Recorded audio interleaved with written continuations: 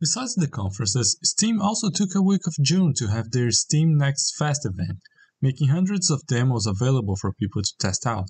Here are my impressions and thoughts over the ones I played. Akuha is an adventure puzzle game. The visuals are heavily inspired by the Zelda Game Boy Color games, but unlike Zelda, this game has only puzzles, no combat. The puzzles are mostly about moving around objects and ringing bells to remove roadblocks. It starts with very simple puzzles, but by the end of the demo they are much more complex, but still very solvable. Definitely my favorite of the ones I played.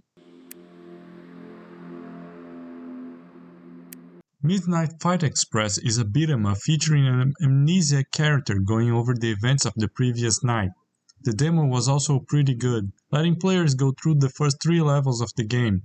While you start with very simple attacks, you can unlock more combos, counters, finishes and holds by spending experience points that you earn during the fights. The game also has rewards for doing specific tasks during the levels, and by the end of each one of them, players are ranked on how well they fought. Plus, the players have lots of customization options for the looks of their character, making it very replayable.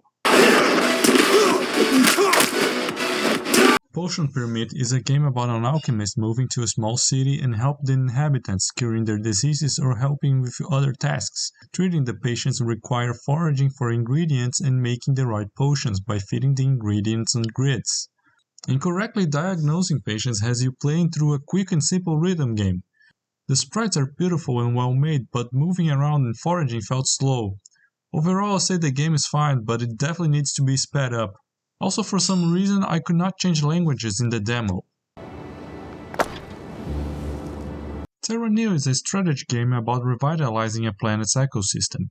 The focus of the game is build placement and resource balancing, trying to revitalize as much of the area you are with as little resources as possible, avoiding overlaps while also trying to not construct too many buildings due to the recycling needed to finish the level. The demo was very easy due to the huge amount of resources you have at the start. I'm not sure if the intention of the devs is for it to be an easy game, or if it was just something for the demo. It made for a very relaxing game though.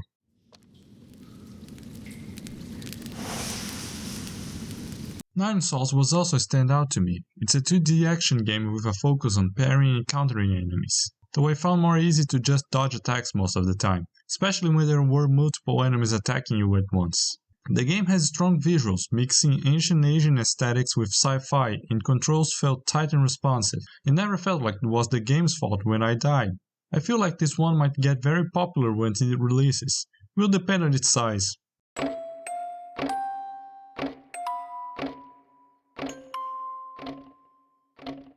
The last demo I played was Dispurity. Much like Potion Pyramid, this is also a game about moving to a small town and help the city.